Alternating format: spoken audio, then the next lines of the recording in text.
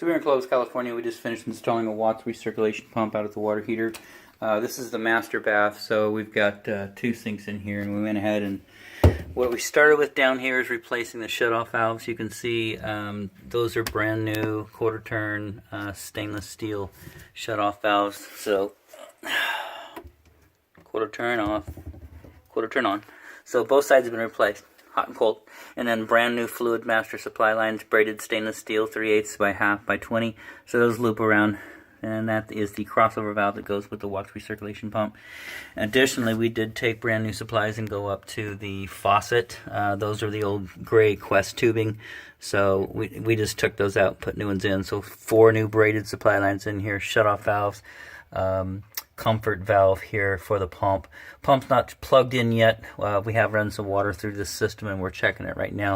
It appears that there is no leaking, but I would monitor it before you pack everything back in here.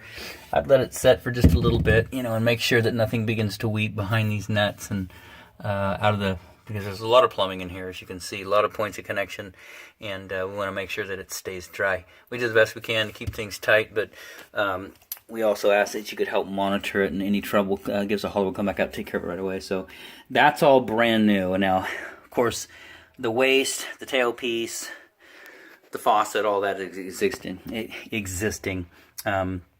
Copper stub out discussions, whatnot. But so the valves, the braided supplies, and the comfort valve is ours. So that's the first thing that we've done in this bathroom right here. The second, we went ahead and replaced the cartridges. They're the 974-042, I believe, the price Pfister. And so brand new cartridges in here. Additionally, we took off the old trim kits and installed these new Pfister kits. These were provided by the homeowner. So I don't know the model name of these, but it's got a brand new cartridge and then of course brand new trim. We did put some silicone, about, I don't know, 3/4 of the way around, maybe even more, from about down here, all the way up and around down to this side. It's got a foam gasket on there, and it's pretty thick too, so that seals the wall. We just like a little bit of silicone there just so we don't have water that sneaks behind there and just sits there and kind of grows and molds and whatnot. So that's in. We've tested it out. Let that dry for 24 hours before you use it if you can.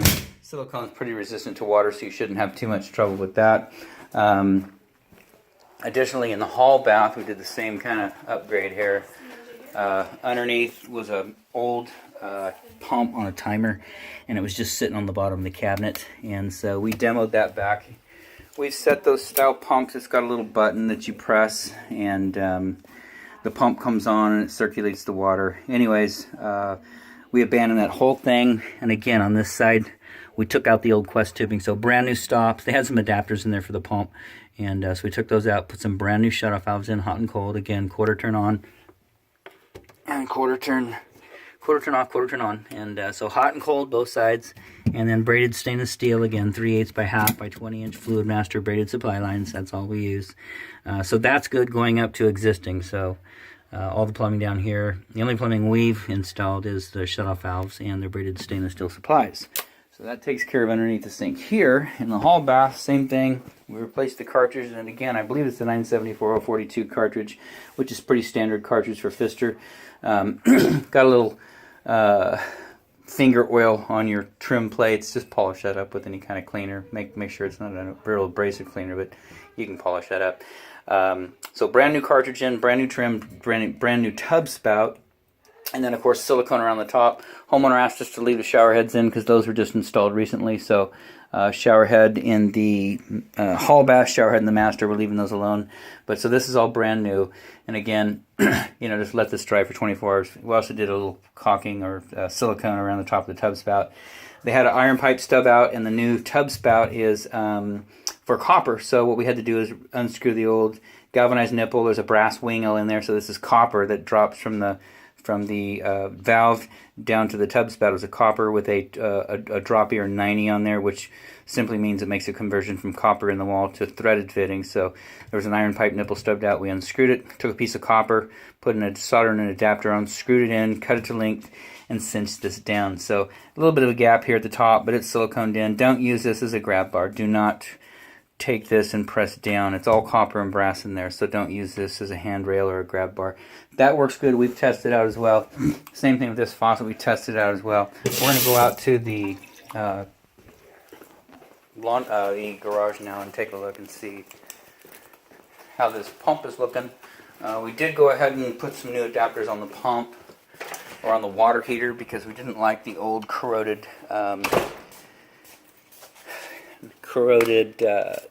nipples that are sticking out of the tank. So what we've got up here now is we made our own adapters. Usually we go brass. We didn't have any brass couplings and nipples on the truck, so we just created our own. So you got copper, female adapter, spell check, and then of course a male adapter on both sides, and then brand new Falcon stainless steel connectors. So our scope of work out here was just to install a pump. We did go ahead and upgrade the supply lines and the points of connection for some reason the water is flopped, so over on this side with the ball valve, that's all theirs. The only thing we've installed on this side is a stainless steel connector, but this is the cold on the left, which is backwards, and hot is on the right over there. So no big deal, we reinstalled it the way that they had it. So we've got these new copper adapters on, and we've checked for leaks on those, so you're good. Down at the tank right here you can see, and there's where the pump mounts, so you've got brand new point of connection there. And then of course another copper adapter up to stainless steel connector. These are Falcon stainless steel connectors.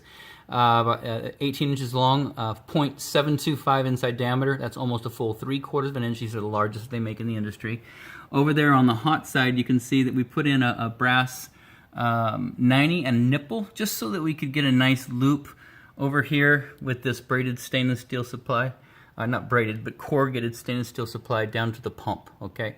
So brass 90, brass nipple, all brass construction. You got copper, so you want to stick with brass, no iron pipe.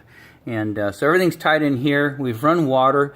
We're going to go ahead and plug the pump in, get the clock set, and get the timer set, and then we will be done. Outside of that, this installation is complete.